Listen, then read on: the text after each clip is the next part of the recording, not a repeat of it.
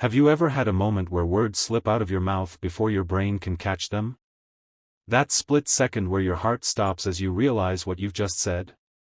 That's exactly what happened to me on my 30th birthday, and what followed changed my life forever.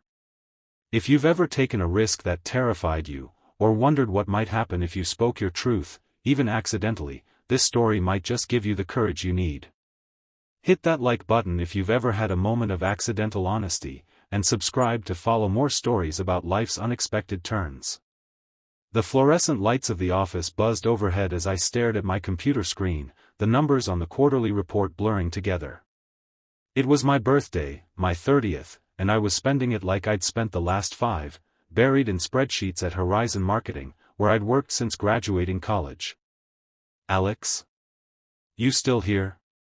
I looked up to see Eliza Chen standing in my doorway, her silhouette framed by the hallway light.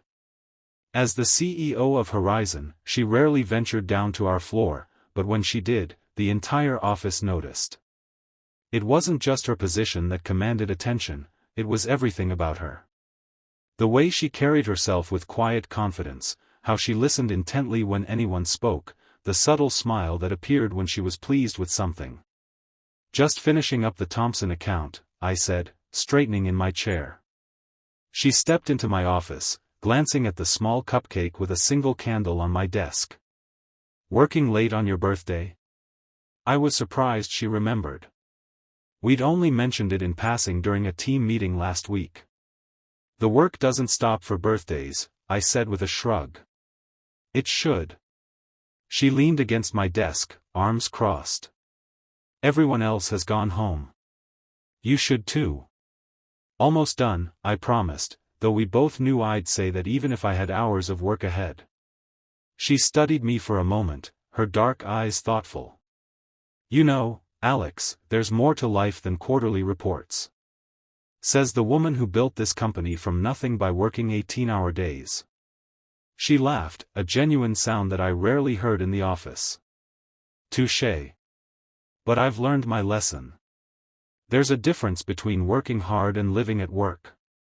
I'd admired Eliza since the day I started at Horizon. She was only 8 years older than me, but had accomplished more than most people do in a lifetime. She'd started the company in her garage after being fired from her previous job for too many innovative ideas, as she once told us at the holiday party. Now Horizon was one of the most sought-after marketing firms in the city.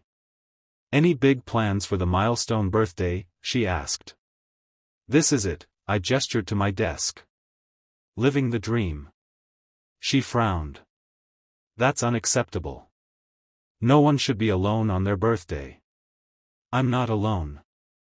I looked around my desk, this half-eaten cupcake and about 50 unread emails to keep me company. She laughed again, and something warm unfurled in my chest. Making Eliza laugh felt like winning something precious. Come on, she said suddenly. Pack up. I'm taking you for a birthday drink. Oh, you don't have to. I insist. Her tone made it clear this wasn't a suggestion. One drink. Consider it a birthday gift from your boss. 20 minutes later, we were sitting at a corner table in the Hideaway, a small bar a few blocks from the office. It was quiet for a Thursday night, with just a handful of patrons scattered around and soft jazz playing in the background. So, Eliza said after ordering us both old fashions, 30. How does it feel? Like 29, but with more existential dread. She smiled. The dread is optional, you know. Is it? Because it feels pretty mandatory when you're 30, single, and your biggest accomplishment today was fixing a formula error in cell G47. You're too hard on yourself, she said, leaning forward. You're one of the most talented people at Horizon. I felt my cheeks warm at the compliment. Thanks, but I think we both know I'm just average at a company full of superstars. Is that really how you see yourself? She looked genuinely surprised. I shrugged, uncomfortable with the direction of the conversation. I didn't want to talk about my insecurities with my boss, even if she was being unusually friendly. What about you? I asked, deflecting. Any regrets at the wise old age of 38? She swirled her drink, the ice clinking against the glass. Plenty. But mostly about the chances I didn't take. What kind of chances? Personal ones. She took a sip of her drink. I've been so focused on building Horizon that I've let other things slide. Relationships, mainly. I was surprised by her candor. In the 5 years I'd worked at Horizon, I'd never heard Eliza talk about her personal life. There were rumors, of course, there always are about successful single women, but she kept that part of herself private. It's not too late, I offered. No, it's not, she agreed. But it gets harder to change patterns the longer you live them. Our drinks arrived, and we fell into easier conversation. She asked about my family, and I told her about my parents in Ohio, my sister in Seattle with her 2 kids. I asked about her recent trip to Japan for a client meeting, and she described the cherry blossoms in Tokyo with such vivid detail I could almost see them. One drink turned into 2, and I found myself relaxing in a way I rarely did around anyone from work, let alone the CEO. There was something about Eliza outside the office. She was still sharp and insightful, but softer somehow, more approachable. I have something for you, she said suddenly, reaching into her bag. She pulled out a small box wrapped in silver paper. Happy birthday, Alex. You didn't have to get me anything, I said, genuinely surprised. I know. Open it. I carefully unwrapped the package to find a leather-bound notebook with my initials embossed on the cover.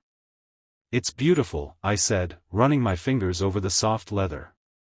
I noticed you're always scribbling ideas on whatever scraps of paper you can find, she explained.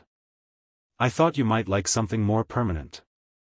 The fact that she'd noticed such a small detail about me made something flutter in my chest. Thank you. This is really thoughtful.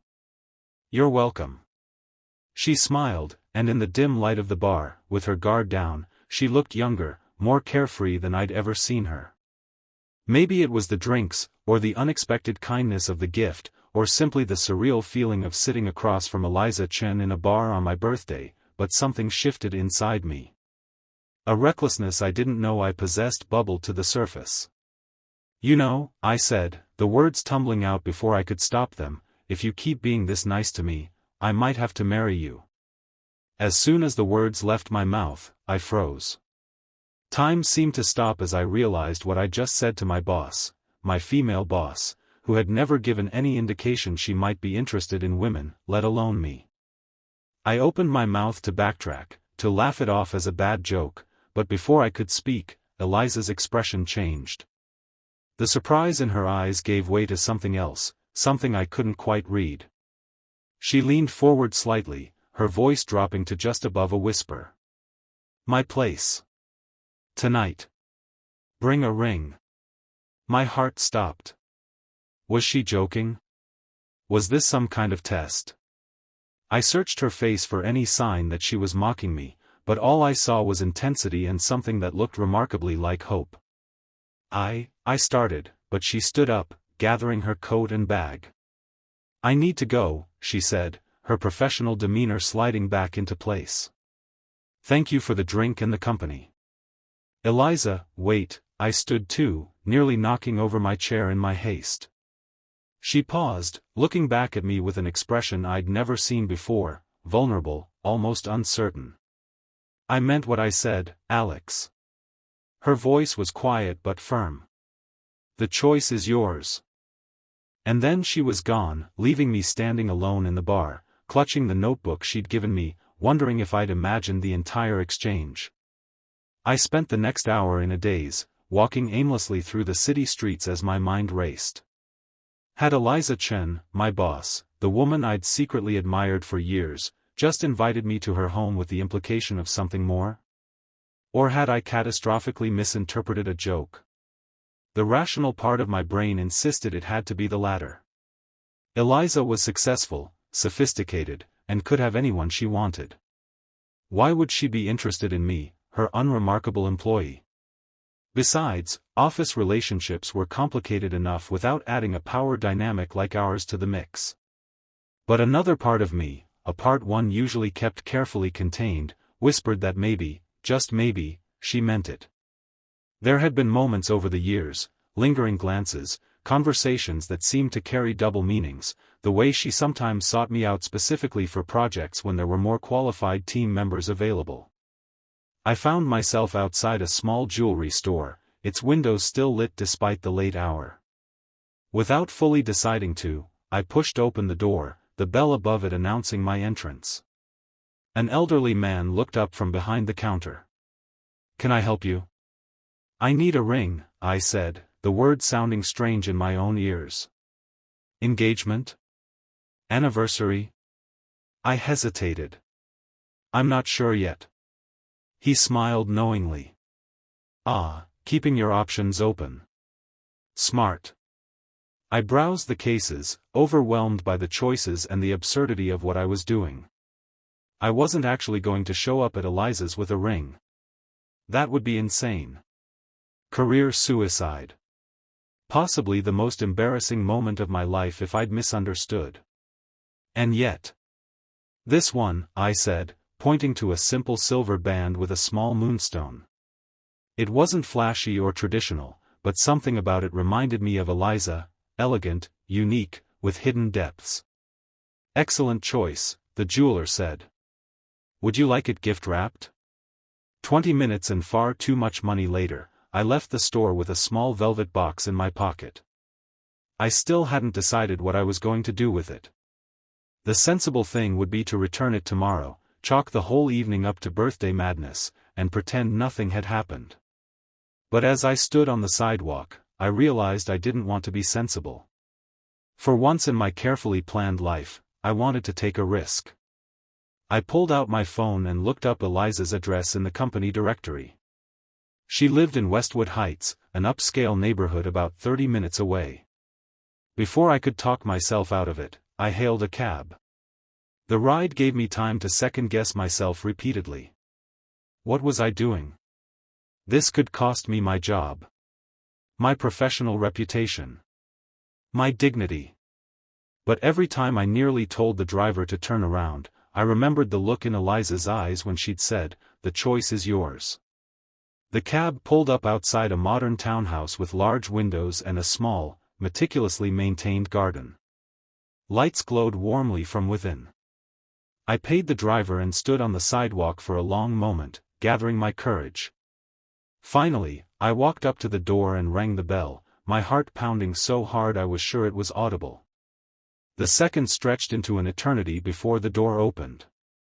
Eliza stood there, changed from her work clothes into jeans and a soft-looking sweater, her hair loose around her shoulders. She looked younger, more approachable, but no less intimidating. "Alex," she said, her expression giving nothing away. "You came." I swallowed hard. "I did." She stepped back, opening the door wider. "Come in." Her home was exactly what I would have expected, minimalist but warm, with clean lines and thoughtful details. Art hung on the walls, books filled the shelves, and a glass of wine sat on the coffee table next to an open laptop. "Would you like something to drink?" she asked, her voice carefully neutral. "No, thank you." My mouth was dry, but alcohol was the last thing I needed. I needed clarity for whatever was about to happen. We stood in her living room, an awkward silence stretching between us. I'd never seen Eliza uncomfortable before, she was always so composed, so in control. But now she seemed almost nervous, her fingers fidgeting with the hem of her sweater. About what happened at the bar, we both started at the same time, then stopped. "You go first," she said. I took a deep breath. "I'm sorry if I made you uncomfortable with what I said. It was inappropriate, and I understand if you want to pretend it never happened." She studied me for a moment. "Is that what you want? To pretend it never happened?" I hesitated, knowing my answer would change everything. "No. But I'm confused. You're my boss, Eliza. You're you. And I'm just. Don't, she interrupted, her voice suddenly sharp. Don't diminish yourself. That's part of why we're here. What do you mean? She sighed, gesturing for me to sit on the couch. She took the armchair opposite, creating a deliberate space between us. I've watched you for 5 years, Alex. I've seen your talent, your dedication, your kindness. I've also seen how you hold yourself back, how you never seem to believe you deserve more. She leaned forward. Do you know why I came to your office tonight? I shook my head. Because I was going to offer you a promotion. Senior Creative Director. The position opened up when Marcus left, and you're the most qualified person for it. I stared at her, stunned. But I never applied. Exactly. You never apply for promotions, even though you deserve them. You do the work, you have the ideas, but you never step forward and claim the recognition. Her eyes held mine. I was going to tell you tonight, but then I saw you sitting there on your birthday, alone, working late again, and I realized a promotion wouldn't fix what's really holding you back. And what's that? I asked, my voice barely above a whisper. Fear, she said simply. The same fear that's held me back in my personal life. We're not so different, you and I. I didn't know what to say. This conversation had veered so far from anything I could have anticipated. When you made that joke about marrying me, she continued, I saw an opportunity. A chance to break both our patterns at once. By pretending to take me seriously? No, she said quietly. By finally being honest about something I've felt for a long time. My heart stuttered. What are you saying, Eliza?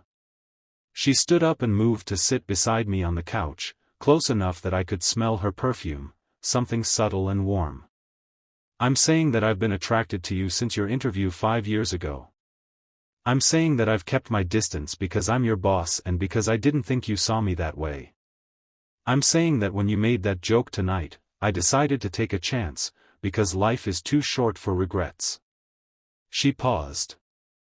And I'm saying that if you brought a ring, it doesn't have to be a joke anymore. The world seemed to tilt on its axis. Eliza Chen, the woman I'd admired from afar for years, was sitting here telling me she felt the same way. It was too much to process. This is crazy, I said. We've never even dated. We barely know each other outside of work. I know, she agreed. It's completely irrational.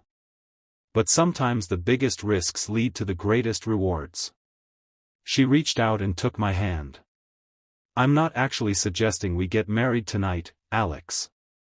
But I am suggesting we stop pretending there's nothing between us. Her touch sent electricity up my arm. This was real. This was happening. Slowly, I reached into my pocket and pulled out the velvet box. Her eyes widened as I placed it on the coffee table between us. I did bring a ring, I said, my voice steadier than I felt. Not because I thought we should get married tonight, but because for once in my life, I wanted to take a chance on something that scared me. She looked from the box to my face, her expression softening. May I?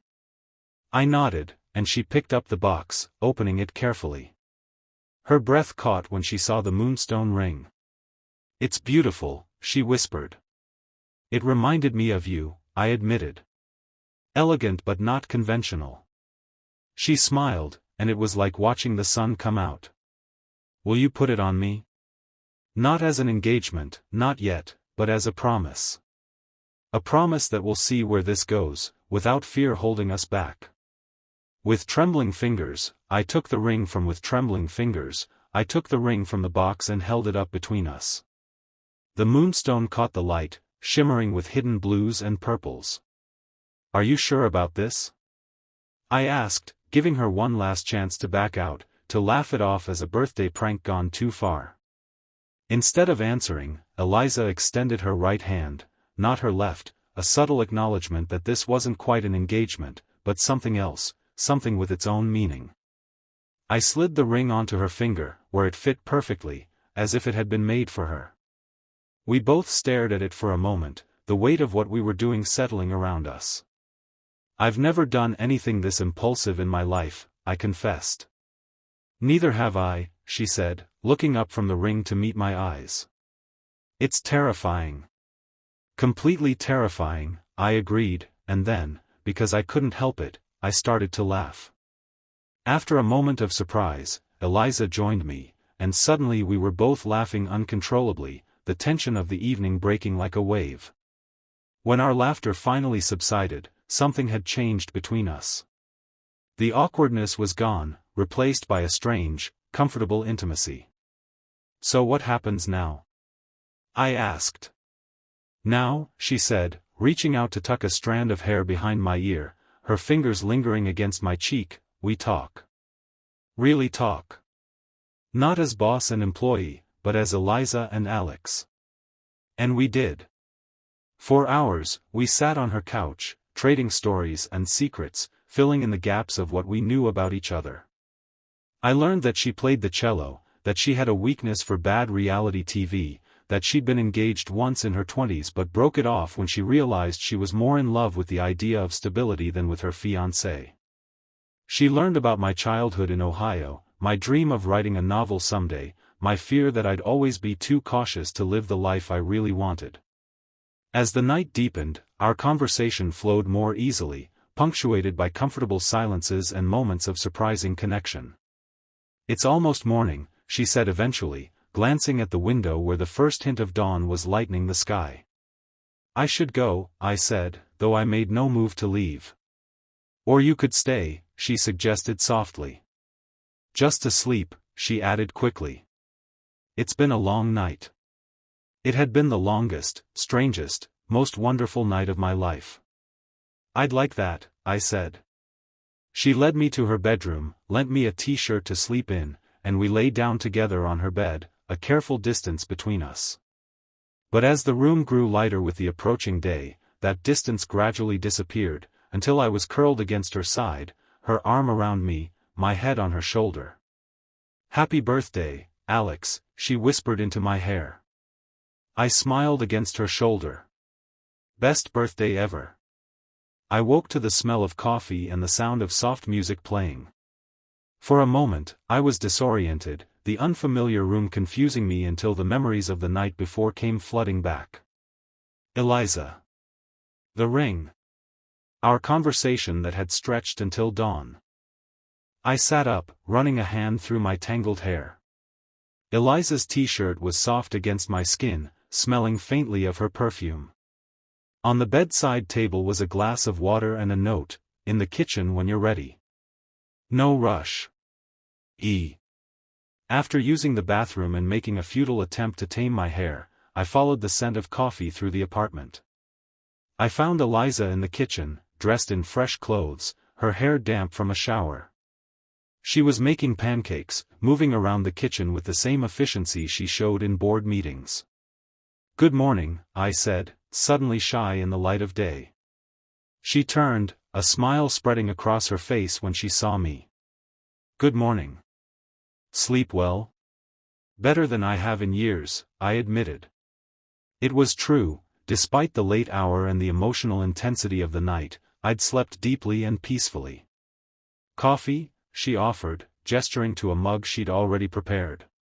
Please. She handed me the mug, our fingers brushing in the exchange. The moonstone ring glinted on her right hand, a tangible reminder that last night hadn't been a dream. So, she said, turning back to the pancakes, it's Friday. It is, I agreed, wondering where she was going with this. We have some decisions to make. She flipped a pancake with practiced ease. About work. Reality crashed back in. Work. Horizon. The fact that she was my boss and we had just crossed a line that couldn't be uncrossed. Right, I said, my stomach tightening. I understand if you think it's best that I look for another position.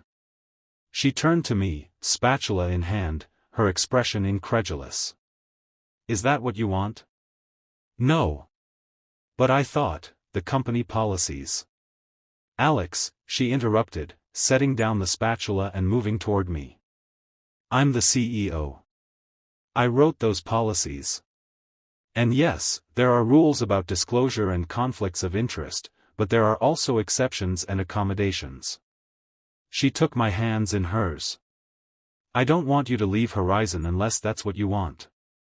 It's not, I said quickly. I love my job. Good. Because you're still getting that promotion. She squeezed my hands. Your talent and hard work earned that, completely separate from this. She gestured between us. People will talk, I warned. People always talk, she said with a shrug. But we'll be transparent. We'll follow the proper protocols. And we'll prove through our work that this doesn't compromise either of our professional judgments. It wouldn't be easy. I knew that.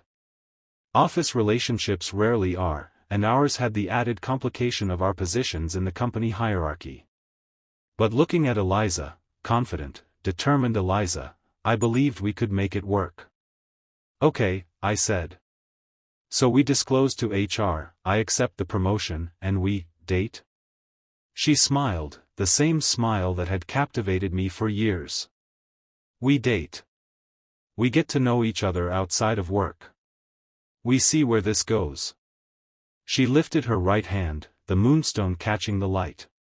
No pressure, no expectations, just two people exploring something that feels right. And the ring? The ring is a reminder, she said softly. A reminder to be brave, to take chances, to believe we deserve happiness. She paused. Is that okay with you? In answer, I leaned forward and kissed her. It was our first kiss, tentative at first, then deepening as she responded, her hands coming up to frame my face.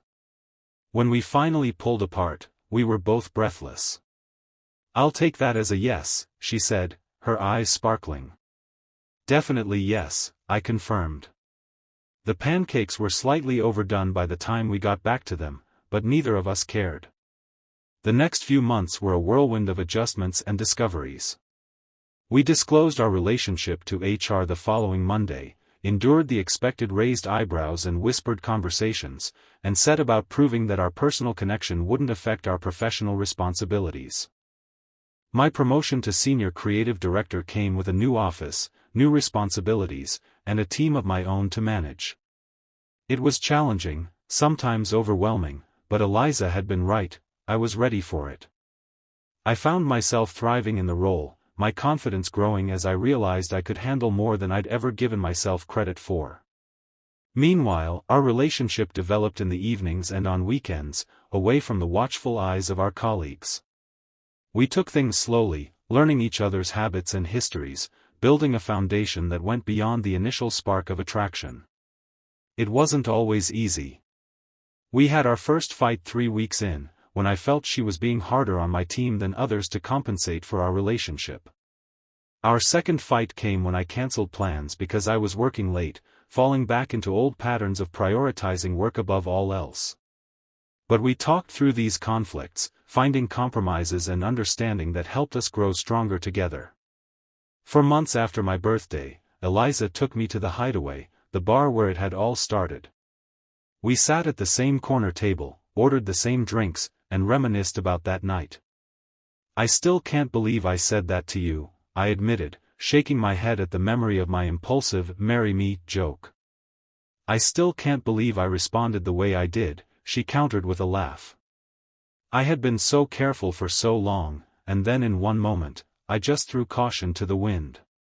Thank goodness you did, I said, reaching across the table to take her hand. The moonstone ring still adorned her right hand, now joined by a simple silver band I'd given her on our 3-month anniversary. I have something for you, she said, echoing her words from that night. She reached into her bag and pulled out a small box. My heart skipped a beat. Eliza. It's not what you think, she said quickly. Open it. Inside was a key. Move in with me, she said, her eyes holding mine. I know it's fast, but these past months have shown me that what we have is real. I want to fall asleep beside you every night and wake up with you every morning. I closed my hand around the key, emotion welling up in my throat. Yes, I said simply. She smiled, relief and joy mingling in her expression. There's something else, she added, reaching into her bag again. This time she pulled out a velvet box similar to the one I'd brought to her house that night. Eliza, I said again, my voice barely a whisper. Still not a proposal, she assured me with a smile. Not yet. But a promise. She opened the box to reveal a ring that matched hers, silver with a moonstone, but with subtle differences that made it uniquely mine. Will you wear it? She asked. As a symbol of how far we've come and how far we still have to go together. I nodded, too moved to speak, and extended my right hand. She slipped the ring onto my finger, then raised my hand to her lips, pressing a kiss to my knuckles. I love you, Alex, she said, the first time either of us had said those words. I love you too, I replied, the truth of it resonating through my entire being. 1 year to the day after my fateful birthday, we returned to the hideaway once more. But this time, when Eliza reached into her bag and pulled out a velvet box, it wasn't a promise ring inside. Alex, she said, her voice steady despite the emotion shining in her eyes, a year ago, you joked about marrying me, and I took a chance that changed both our lives. Today, I'm asking you for real.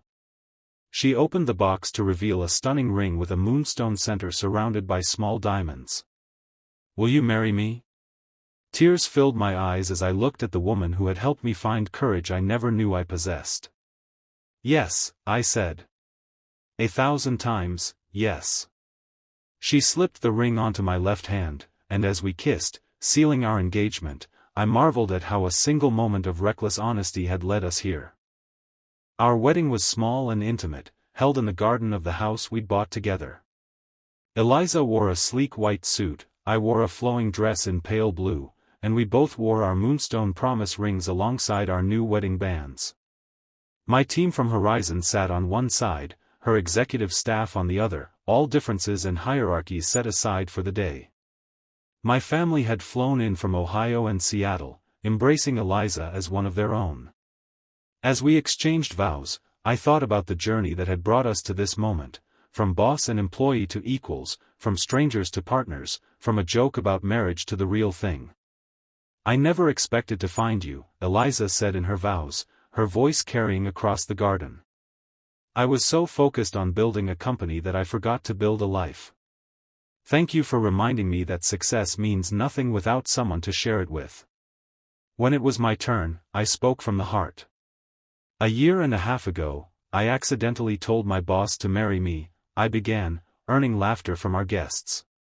It was the most terrifying, impulsive thing I'd ever done, until I showed up at your door with a ring. Every day since then has been an exercise in courage, in believing I deserve happiness, in trusting that taking risks can lead to the greatest rewards. I squeezed her hands. You didn't just change my life, Eliza. You helped me find the person I was always meant to be. As we were pronounced married and shared our first kiss as wives, applause and cheers erupted around us.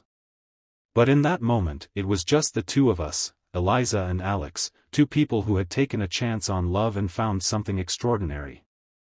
5 years later, I sat in our backyard, watching Eliza push our 3-year-old daughter on the swing set. The sound of their laughter floated across the garden, warming me more than the spring sunshine. So much had changed since that birthday night. Horizon had grown into an international company, with Eliza still at the helm but with a better work-life balance than she'd ever had before. I had eventually left to start my own creative consultancy, a move Eliza had fully supported even though it meant losing me from her team. And then there was Lily, our daughter, who had Eliza's determination and my creativity, a perfect blend of both her mothers. Higher, Mama, higher. Lily called, and Eliza obliged, pushing the swing with careful strength. I looked down at my hands, at the moonstone ring that still adorned my right hand and the wedding band on my left. Symbols of promises made and kept, of risks taken and rewards reaped. Eliza caught my eye across the yard and smiled, that same smile that had captivated me from the beginning. I smiled back, filled with gratitude for the joke that had changed everything, for the courage we'd found together, and for the life we'd built, one brave choice at a time. So there you have it, the story of how a single impulsive joke led to the greatest love story of my life. Sometimes the words we're most afraid to say are exactly the ones we need to speak. Sometimes the risks that terrify us lead to the happiness we deserve. And sometimes, just sometimes, a joke about marriage turns into the most beautiful reality. If there's one thing I've learned from my journey with Eliza, it's this: be brave enough to speak your truth, even when it scares you. You never know who might be waiting to say, "My place." Tonight. Bring a ring. If this story touched your heart or gave you courage to take a chance on love, please hit that like button and subscribe for more stories about life's unexpected turns. Remember, the most beautiful chapters of your life might begin with the words you're most afraid to say.